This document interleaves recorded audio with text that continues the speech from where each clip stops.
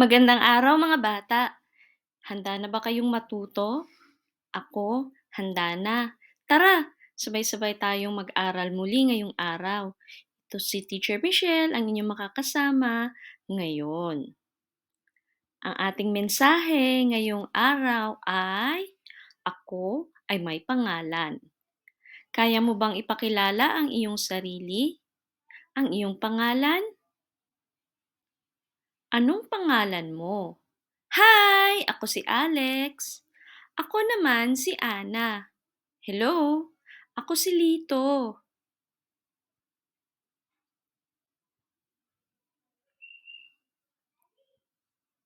Ano ang bumubuo sa iyong pangalan? Ako po si Ana B. Santos. Ang bumubuo sa ating pangalan ay una, ang ating pangalan. Sumunod dito, ang unang letra ng gitnang apelyido. At susunod doon ay ang ating apelyido. Paraan ng pagsulat ng ating pangalan.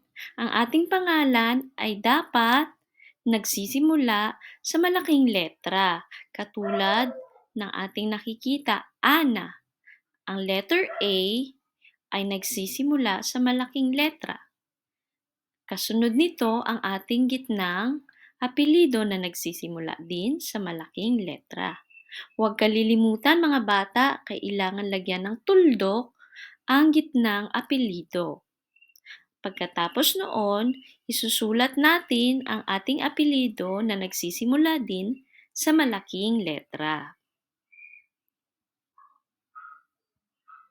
Ngayon naman, ipakilala mo naman ang iyong sarili. Sabihin sa iyong mga kamag-aral ang iyong pangalan. Simulan na natin. Ako si Nina Santos. Ako ay nag-aaral sa mababang paaralan ng San Jose. Kabilang ako sa kindergarten, pangkat, Makadiyos. Ngayon, ikaw naman.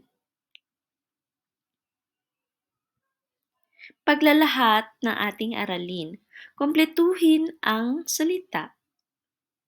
Tayong lahat ay mayroong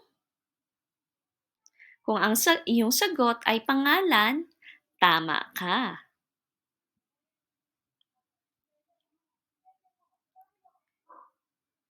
Tayong lahat ay may pangalan. Ang iyong pangalan ay nagmula sa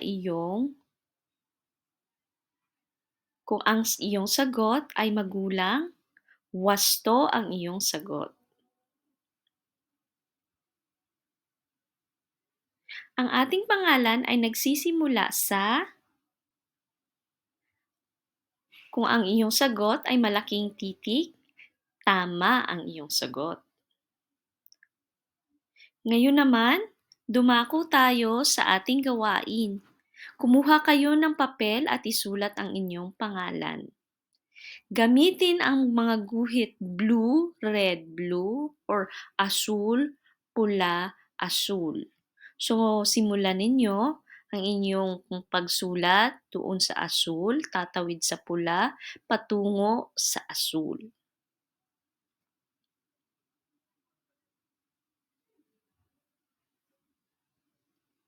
Ngayon naman, dumako tayo sa susunod nating gawain. Tukuyin kung anong kulay ang ipinakikita sa mga bagay. Handa na ba kayo? Anong kulay ang mansanas? Kung ang inyong sagot ay pula, tama ang inyong sagot. Ano namang kulay ang saging? Kung ang inyong sagot ay dilaw, tama ang inyong sagot. Anong kulay ang bag? Kung ang inyong sagot ay asul, tama ang inyong sagot. Ano namang kulay itong kahel? Okay? Kung ang inyong sagot ay kahel or orange, tama ang inyong sagot. Itong sombrero, ano sa tingin ninyo ang kulay nito? Kung ang inyong sagot ay itim, wasto ang inyong sagot. Ngayon naman, dumako tayo dito sa dahon. Anong kulay ng dahon, mga bata? Okay, kung ang inyong sagot ay berde o green, tama ang inyong sagot. Ngayon naman, tayo ay magbilang. Isang mansanas, dalawang mansanas, tatlong saging, apat na strawberry, limang bituin, anim na blocks, pitong puzzle, walong bibe, siyam na kotse, 10 teddy bear. Kung nakasunod kayo sa ating aralin, mga bata, mahusay, binabati ko kayo. Hanggang sa muli, mga bata, magkita-kita tayo sa Martes para sa ating susunod na aralin. Ito ay magandang simula para sa ating mga kindergarten ngayong unang araw ng pasukan, Lunes. Hanggang sa muli, paalam! See you tomorrow!